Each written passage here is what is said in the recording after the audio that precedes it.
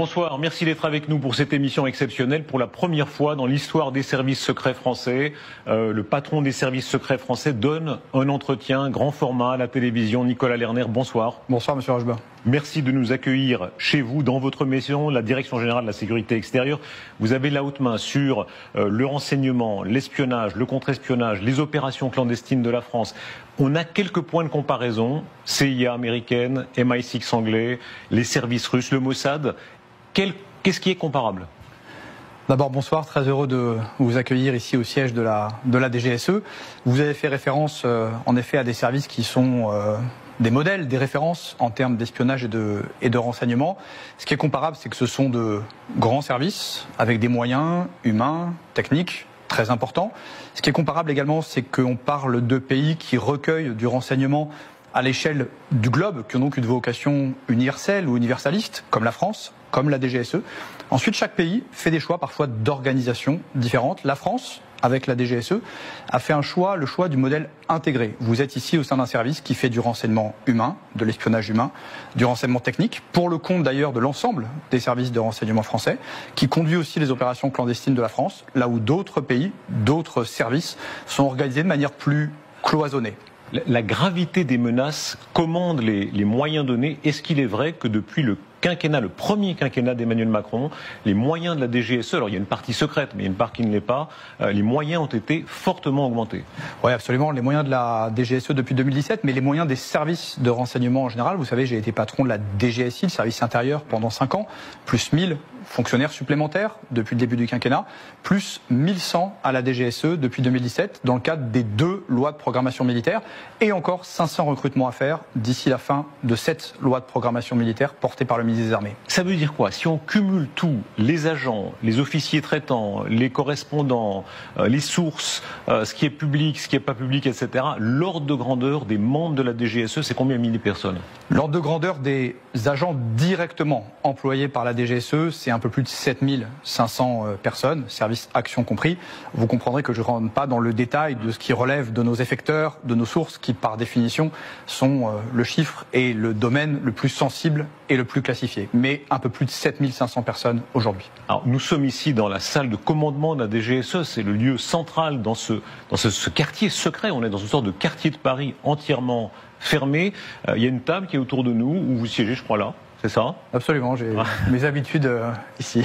Et chaque directorat, comme on dit dans d'autres maisons, chaque directeur est là. Comment est-ce qu'on manie le secret? Est-ce que vous avez la certitude, alors là, c'est mon émission de télévision, mais quand vous fermez les écoutilles, est-ce que vous avez la certitude que personne ne vous entend ici? Que personne ne nous entend? Nous en avons évidemment la certitude, et c'est une salle, comme beaucoup de salles de la DGSE, qui régulièrement fait l'objet dans notre jargon de ce qu'on appelle un dépoussiérage, c'est-à-dire de mesures de sécurité pour garantir que ce qui se passe ici ne peut pas être entendu de l'extérieur. Je ne vais pas rentrer dans le détail, il n'y a pas un téléphone qui rentre ici. Moi j'ai dû laisser mon téléphone, c'est un traumatisme pour moi, je vous avoue. Voilà, on voit ici l'interdiction des téléphones. C'est parfois assez salutaire de se priver de son téléphone quelques minutes. Pourquoi au fond? Expliquez-nous la technique. On va entrer dans cet entretien aussi dans des aspects techniques, parce qu'il n'y a pas que l'actualité forte, il y a aussi des aspects techniques. Quel est le risque si quelqu'un emmène son téléphone ici? Le téléphone est évidemment un outil, un compagnon du quotidien pour l'ensemble des Français. C'est aussi un formidable outil d'espionnage. Aujourd'hui, il n'y a pas un téléphone, il n'y a pas une application, à part celle évidemment développée par les services et pour les services. Mais il n'y a pas une application qui ne peut pas faire l'objet de mesures de piégeage, et parfois de mesures de piégeage sans que l'utilisateur s'en rende compte.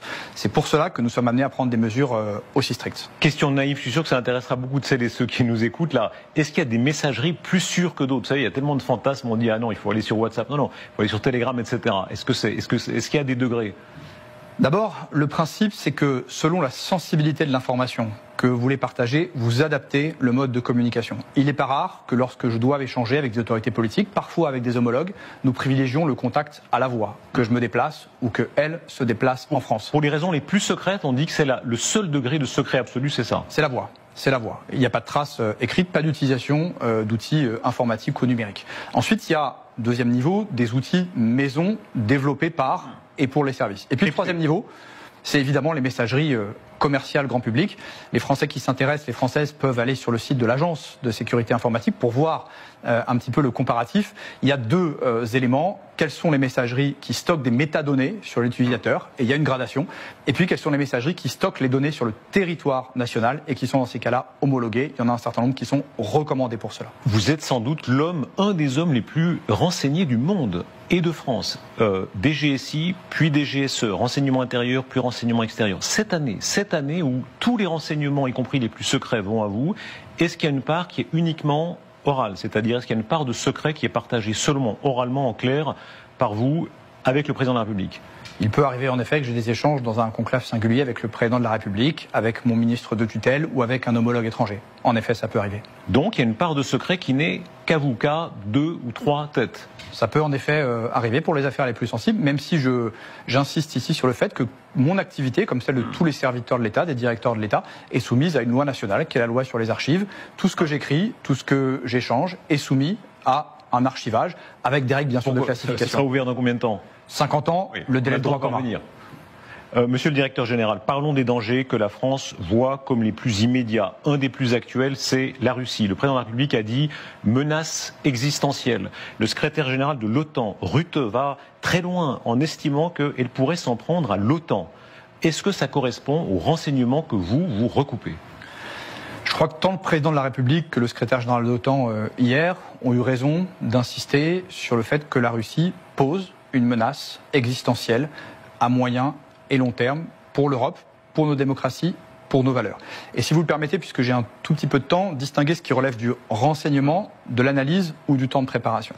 Aujourd'hui, je crois qu'aucun service dans le monde n'est capable de dire que Vladimir Poutine attaquera tel pays au moyen de tel plan, tel jour, à telle heure. C'est évidemment beaucoup trop tôt. Néanmoins, lorsqu'on regarde le cercle idéologique qui entoure le président Poutine, lorsqu'on analyse, et aujourd'hui les mots ont un sens, les mots des dirigeants, singulièrement des régimes autocratiques, ont un sens. Quand on regarde l'idéologie qui fonde aujourd'hui la politique étrangère du président Poutine, quelle est-elle? Très rapidement, 2 éléments. 1, le sentiment d'être assiégé, d'être menacé par l'essor des démocraties assez franche, ce qui fonde une intervention de la Russie pour réduire ce danger, pour traiter ces dangers. Une intervention qui est aujourd'hui dans le champ inframilitaire, mais qui pourrait un jour relever du champ militaire. Est-ce que vous entendez en clair une forme de discours sur la guerre préventive? Est-ce qu'ils sont en train par avance de justifier une éventuelle offensive? En tout cas, le terrain idéologique, en effet, en assumant aujourd'hui que la Russie est menacée par l'essor des démocraties à ses portes et à ses frontières, pose les bases de ce qui, potentiellement un jour, serait une intervention militaire. Et le deuxième élément, là aussi, très clair et très assumé dans les discours de ces idéologues et du président Poutine, c'est une forme de nostalgie de l'Empire russe. Les idéologues auprès de lui indiquent régulièrement que la Russie sera empire ou ne sera pas, ce qui là aussi pose les bases idéologiques, conceptuelles d'une action qui un jour peut-être sera militaire. Et c'est ce qui justifie que la France, avec ses partenaires de l'OTAN, s'y prépare sans céder à la peur, mais en s'y préparant très sérieusement. Jusqu'où va cette volonté de reconquête? Est-ce que c'est seulement reconstituer l'Empire là où ils étaient, ou est-ce que c'est attaquer potentiellement l'OTAN? Le scénario asymétrique, où ils attaqueraient un point faible ou relativement faible comme les pays baltes, est-ce qu'il existe pour vous? Ce sont des scénarios auxquels, en tout cas, il faut se préparer quand on voit ce soubassement idéologique auquel non seulement le président Poutine et ses équipes préparent les populations, mais auxquels ils croient profondément. Avez-vous des indices que les services russes tentent d'interférer dans la politique française, par exemple dans les prochaines échéances électorales? La menace russe fait l'objet de vastes discussions. Et je comprends pourquoi elle fait l'objet de vastes discussions. Vous savez, on en parlera peut-être tout à l'heure, il y a des menaces qui se voient, il y a des menaces qui font des morts, il y a des menaces qui tuent. Je pense au terrorisme islamiste, par exemple. Et puis, il y a des menaces beaucoup plus diffuses, beaucoup plus discrètes, mais qui n'en sont pas moins dangereuses et pas moins insidieuses. Et oui, il a été démontré que la Russie, aujourd'hui, développe des lignes d'action sur lesquelles nous pourrions revenir dans le champ informationnel, dans le champ cyber, dans le champ de l'ingérence, de l'espionnage, avec des actions cinétiques aussi sur notre sol. Quel est le pas d'après, pardon? On se souvient qu'à l'époque du KGB, ils allaient très loin. Ils donnaient du cash, notamment au Parti communiste français de l'époque, pas le Parti communiste d'aujourd'hui. Voilà. Aujourd'hui, quel est le pas d'après s'ils veulent se mêler, par exemple, des élections, y compris des élections présidentielles? D'abord, avant le pas d'après, il y a le pas que nous connaissons aujourd'hui. Et pour répondre à votre question, oui, la Russie interfère dans des élections chez certains de nos partenaires à l'est de l'Europe.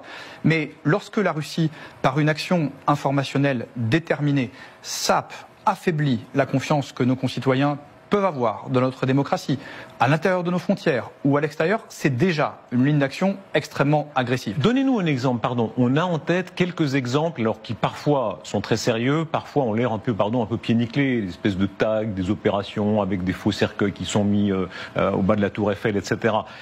Est-ce que ça va plus loin que ça? D'abord, vous savez, ces opérations dites pied nickelé sont graves. On a des services de renseignement étrangers qui payent des effecteurs pour agir sur le territoire national, pour monter des opérations fausses de toutes pièces et les amplifier. Et quand vous regardez ensuite la manière, et je les comprends, dont un certain nombre de nos concitoyens sont sensibles ensuite à ces narratifs. Vous savez par exemple qu'une part importante de la population française pense que la France est présente militairement en Ukraine, parce que c'est le narratif que la Russie pousse. Donc c'est déjà en effet extrêmement grave. Mais pardon, ça veut dire quoi? Ça veut dire que selon vous, il y a par exemple des trolls, comme on dit maintenant, des gens qui ont qui sont là, quoi, des dizaines, des centaines, des milliers, notamment en Afrique? Bien sûr, des opérations numériques, c'est pas une nouveauté, en France, en Afrique. Moi, depuis que j'ai pris mes fonctions, à au moins 5 ou 6 reprises, j'ai été en situation de prendre la tâche de mes homologues, parfois d'autorités politiques africaines, pour les mettre en garde sur des manœuvres de déstabilisation menées par la Russie. La vraie nouveauté, monsieur Rochebin, de ces derniers mois, c'est que ces opérations numériques s'appuient désormais sur des opérations physiques au sol, c'est-à-dire sur le territoire national. C'est-à-dire, qu'est-ce que vous entendez par là, opération physique? C'est-à-dire des agents russes? C'est-à-dire que non pas des agents russes directement, vous savez que les services, et lorsque j'ai été DGSI, et la DGSI continue aujourd'hui à porter un coup très important au dispositif de renseignement russe, il faut que nos téléspectateurs se rendent compte qu'avant le début de la guerre en Ukraine, c'était près de 80 agents d'espionnage qui étaient présents sur le territoire national. Près de 50 ont été expulsés. C'est plus compliqué pour eux d'agir sur le territoire, donc ils agissent ce qu'on appelle par proxy, en payant, en rémunérant des sources, des opérateurs. C'est extrêmement grave. Est-ce qu'ils achètent beaucoup de gens? Alors, tout le monde achète tout le monde. On sait bien que les Américains achètent des gens, que les monarchies du Golfe tentent d'acheter en tout cas beaucoup de gens et de situations. Est-ce qu'il y a un effort des Russes pour acheter des dirigeants, pour acheter des acteurs politiques notamment? Je serais prudent de ce point de vue-là, puisque les enquêtes que nous avons réalisées, montrées, ont au contraire permis à chaque fois qu'une tentative d'ingérence était démontré d'intervenir et de la faire stopper. Mais qu'il y ait en effet des tentatives russes, et certaines affaires récentes, il y a encore 2 ou 3 ans, l'ont montré, d'acheter, de rémunérer des sources sur le territoire. Pensez à quoi? Je pense par exemple, mais parmi d'autres, à une affaire de contre-espionnage réalisée par les services intérieurs en 2022, où un Français, haut placé au sein d'une entreprise, était rémunéré depuis plus d'une dizaine d'années, rémunéré de manière assez significative. Ça veut dire quoi, significative? Ça veut dire bien plus que le salaire médian des Français, 2 à 3 fois le salaire médian par mois, pour fournir des informations, et c'est une indication sur la sensibilité des indications. Cette affaire a été mise à jour, et 6 agents du renseignement russe ont pu être expulsés, et c'est qu'un exemple parmi d'autres. Tout revient à un homme, en l'occurrence, c'est Vladimir Poutine. Est-ce que le profilage psychologique fonctionne? Ça a beaucoup été utilisé pendant la guerre froide. Est-ce que ça marche? Est-ce que vous le faites? D'abord, vous savez, renseigner, c'est recueillir des éléments d'information brutes, mais c'est aussi parce que c'est ce qu'attendent nos autorités, être en capacité de renseigner sur les intentions d'un pouvoir adverse ou d'un État ou d'un chef d'État. Et pour renseigner sur les intentions, il y a 2 éléments, 2 lignes d'effort. Le premier, c'est le travail que nous menons avec le monde de la recherche, avec les historiens, qui peuvent resituer. Vous savez, parfois, quand on est dans un service de renseignement, on peut avoir tendance à être un peu la tête dans le guidon, pardon pour l'expression. Et donc, moi, j'ai souhaité, dans la continuité de mes prédécesseurs, renforcer ce travail avec le monde de la recherche et avec les historiens. Et puis, le deuxième axe, en effet, c'est l'aspect psychologique. Parce que un chef d'État, surtout lorsqu'il est expérimenté, comme le président Poutine, lorsqu'il prend ses décisions, c'est fondé sur un profil, une expérience. Et nous avons ressenti le besoin, singulièrement depuis le début de la guerre en Ukraine, de renforcer nos capacités de profilage, pour utiliser un mot qui parlera. Est-ce qu'il y a une continuité psychologique, même historique, puisque vous mentionnez ce mot? Moi, j'ai eu l'occasion d'interviewer et Vladimir Poutine et votre actuel homologue russe, Narishkin, et ce sont d'anciens du KGB. Ils ont été formés à ça. C'est leur école. Ce sont des policiers de la police secrète d'État. Est-ce que ça permet de comprendre aussi ce qu'ils vont faire? Je crois que ça permet en effet de comprendre comment ils réagissent, quel rapport ils ont à la force et à l'intimidation. Vous savez, moi, une anecdote en 15 secondes qui m'a toujours frappé, c'est la manière dont Vladimir Poutine est allé, il y a quelques années, inaugurer au siège du SVR, puisque vous mentionnez Sergueï Narishkin, le monument en hommage aux clandestins, ces espions qui travaillent sous couverture profonde à l'étranger. Et quand on regarde sur Internet, on trouve facilement cette arche, on retrouve Pékin, New York, Paris, Londres. Donc le chef de l'État russe assume qu'il a, au moment où nous nous parlons, des agents clandestins dormants. Et donc ce recours, en effet, à la menace, à l'intimidation, y compris d'ailleurs au cœur même de nos frontières,